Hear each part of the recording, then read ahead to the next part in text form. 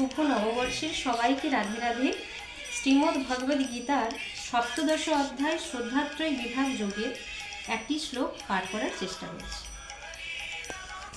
যে শাস্ত্রবিধি মুৎসৃজ্য যজন্তি শ্রদ্ধয়াম্বিতা তেষাং নিষ্ঠা তু কা কৃষ্ণ সত্যমাহ রজস্তম।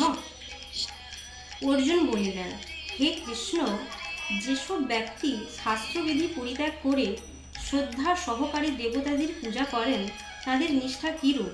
তা সাত্ত্বিক, রাজসিক না তামসিক? যে শাস্ত্রবিধি মুৎসৃজ্য সত্যমাহ রজস্তম। শ্রীমদ্ ভগবদ্ গীতায় ভগবান শ্রীকৃষ্ণ এবং অর্জুনের কথোপকথন সমস্ত জীবের কল্যাণের জন্য।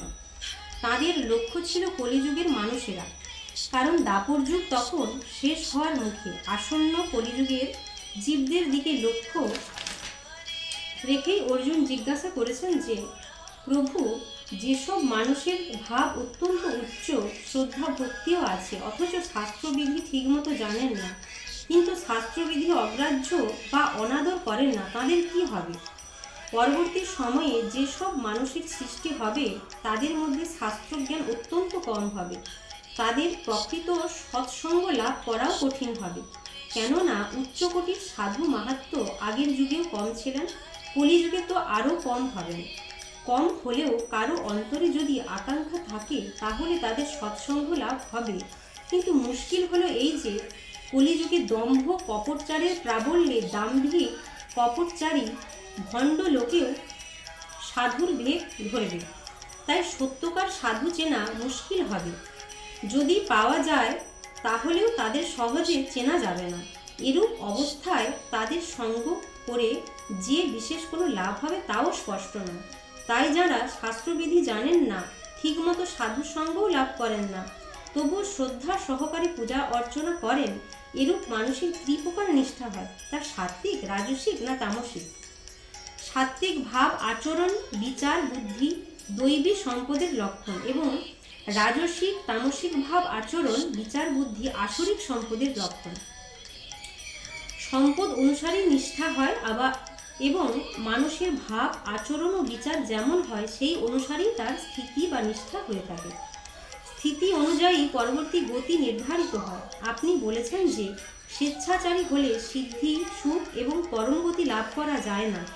তাহলে তাদের নিষ্ঠার সম্বন্ধে যখন জানা যায় না, তখন তাদের গতি সম্বন্ধে কি করে জানা যাবে? অতএব আপনি তাদের নিষ্ঠার কথা বলুন, যাতে জানা যায় এরা সাত্ত্বিক গতিতে যাবেন না রাজসিক বা তামসিক গতিতে যাবেন। কৃষ্ণর অর্থ আকর্ষণকারী।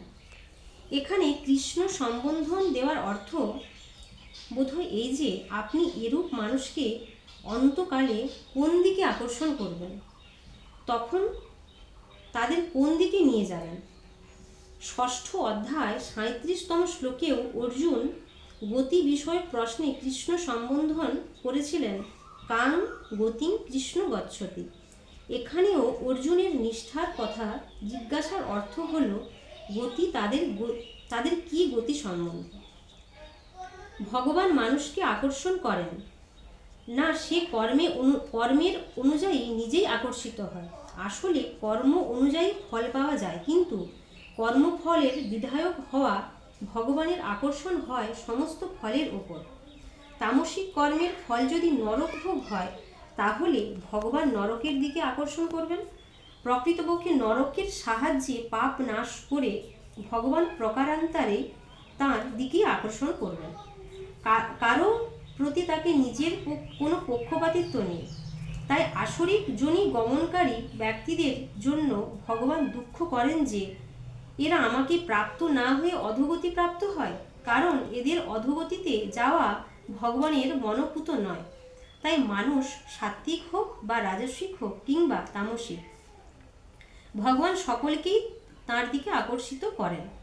সেই তাৎপর্যের দিকে লক্ষ্য করাবার জন্য এখানে কৃষ্ণ সম্বোধনটি উদ্ধৃত হয়েছে। রাধে রাধে।